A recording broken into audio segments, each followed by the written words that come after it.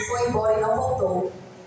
Porque ele sabia que ele não podia abrir mão das suas riquezas. Ele tinha um apego material a tudo que ele tinha. Então aquilo era mais importante do que ele servir a Cristo, do que ele acompanhar a Cristo, do que ele se converter, como eu disse, né? Seguir o caminho com Cristo. Suas posses foram mais importantes, né?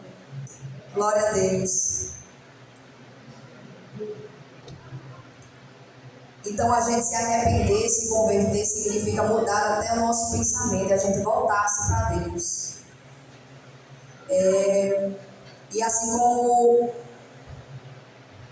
aquele filho pródigo também, a gente pode ilustrar aqui, ele correu ao encontro, o pai do filho pródigo correu ao encontro, né, daquele filho. Assim como o nosso Deus, aquilo era uma passagem que a gente usa muito em ilustrações para evangelizar, né? Porque, irmãos, a gente imaginar nitidamente como é o posicionamento de Deus diante de alguém que se arrepende, né?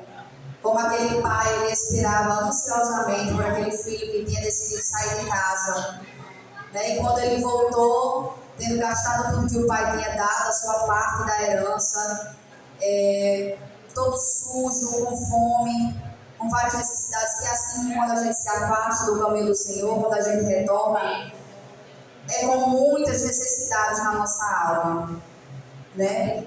A gente tenta preencher com as coisas lá do mundo, com as coisas lá fora, coisas momentâneas, passageiras, mas não nos preenche. Aleluia! Aí a gente volta com aquele vazio, com aquela fome, né, de Deus, da presença de Deus, com aquela necessidade de ser cuidado pelo Pai.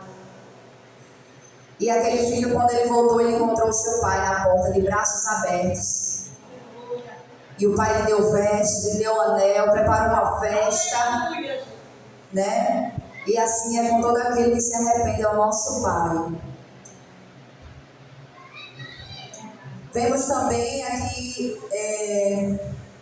no 8, mais adiante, que diz assim: porque os meus pensamentos não são os vossos pensamentos, nem os vossos caminhos, os meus caminhos, diz o Senhor. Deus vê que Deus vê o que nós não vemos, né? A gente sabe que Ele tem características que ninguém mais tem, que é onisciência, onipresença e onipotência. Onisciência é o poder de saber de todas as coisas, de saber a intenção do coração do homem, de saber o pensamento, de saber a palavra antes mesmo de ser falada. O Senhor conhece todas as coisas.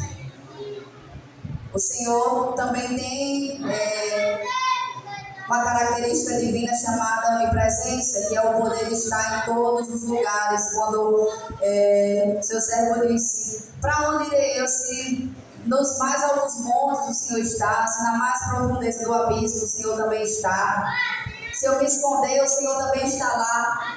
Então o Senhor está em todos os cantos, os olhos do Senhor veem todas as coisas, né?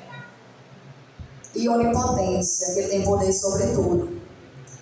Então, tendo essas características, essa palavra vai dizer: os meus pensamentos não são os vossos, nem os meus caminhos, os teus caminhos, diz o Senhor.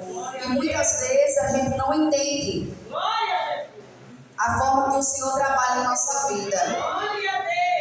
Muitas vezes a gente, na nossa limitação, na nossa pequenez, quer tentar entender a forma de Deus trabalhar, mas a gente não entende, irmãos, e não precisa entender.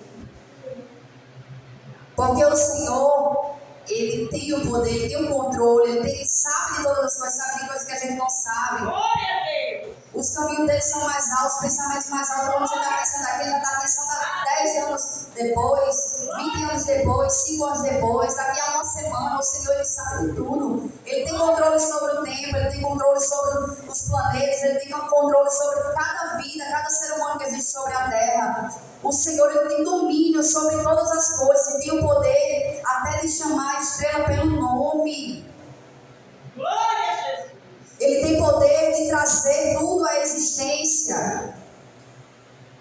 ser eterno, eterno em poder, eterno em saber. Então, na nossa limitação, a gente tem que entender a forma de Deus trabalhar na nossa vida, que é